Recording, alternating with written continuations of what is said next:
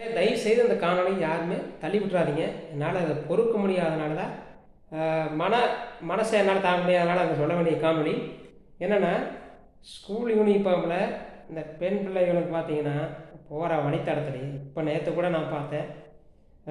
பசங்கள தேவையில்லாத வேலையெல்லாம் பண்ணிகிட்டு இருக்கிறாங்க சீருடையிலேயே. நம்ம எனக்கு என்ன உனக்கு போகிறவங்க தான் எனக்கு என்ன உனக்கு நம்மளுக்கு என்ன இப்போ நடக்கிறதா சகஜம் அப்படிங்கிற மாதிரி எல்லோரும் போகிறதுனால தான் இது அதிகமாகி போச்சு. சுற்றுலாத்தலங்களில் பார்த்தீங்கன்னா அவங்க தான் இன்றைக்கி ஒரு 5 வயசுலேருந்து 18 வயசு 19 வயசு வரைக்கும் தான் பிள்ளைங்க இருக்கிறாங்க. பசங்க அதே மாதிரி ஒரு 24 25 வயசு வரைக்கும் இருக்கிறாங்க.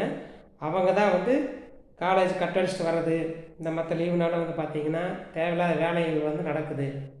இதெல்லாம் என்ன ஆகுனா, நல்லா இருக்கிறவங்களுக்கும் சேர்ந்து நாம் இந்த மாதிரி போடாமங்கிற ஆசையை தூண்டுற மாதிரி தான் இப்போ இன்றைக்கி நடைமுறை போயிட்டுருக்குது. ஒவ்வொருத்தரும் கண்டிங்க. எனக்கு என்ன உனக்கு என்ன போகிறதுனால முதல்ல குடும்பத்தில் இருக்கிறவங்கள சொல்லணும், தப்பு சொல்லணும். நம்ம குழந்தை என்ன படிக்கிறோம் 1ஆவதுலேருந்து கவனிங்க. 5ஆவது போயிட்டானா 6ஆவது சேர்த்தும் போது அவங்க எந்த ஸ்டேஜில் இருக்கிறாங்க, 10ஆவது வரைக்கும் அவன் என்ன ஸ்டேஜில் இருக்கிறா, என்ன மனநிலையில் இருக்கிறா, நீங்கள் அவங்களோட ஃப்ரெண்ட்லியாக பழகுங்க. நீங்கள் காசு தேவைக்கு அதிகமாக கொடுத்துட்றீங்க. அவனை ஊர் சுற்றிட்டு இன்றைக்கி பசங்களை மதம் இருந்துறது போதையெல்லாம் ஜாஸ்தி அடிமையாகிட்டாங்க. இப்போ முந்தா நேரத்து கூட 2 பேர் கார் நிறுத்திக்கிட்டு 2 பேர் பிள்ளையுமே பையனும் போதையில் இருக்கிறாங்க. அதில் வீடியோ எடுத்து நான் என்னால் போட முடியும்.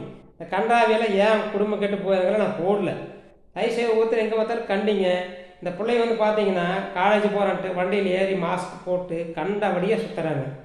அவங்க கடன் வாங்கி பெற்றோர்கள் கடன் வாங்கி செலவு பண்ணி படிக்க வைக்கிறாங்க.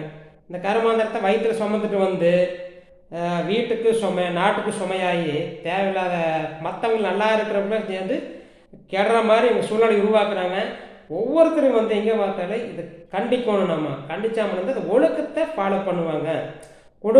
குடும்பத்தில் இருக்கிறவங்க தயவு செய்து ஒவ்வொரு குழந்தையும் சின்ன வயசுலேருந்து ஃபாலோ பண்ணுங்க.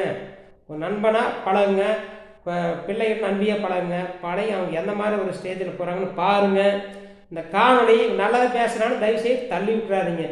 ஒவ்வொரு குடும்பத்துலேயும் அவங்கள சிரமப்பட்டு படிக்க வைக்கிறாங்க. அதை கண்ணில் பார்த்ததுனால என்னால் பொறுக்க முடியாதனால அந்த காணொளி பேசினேன். நன்றி சொந்தங்களே.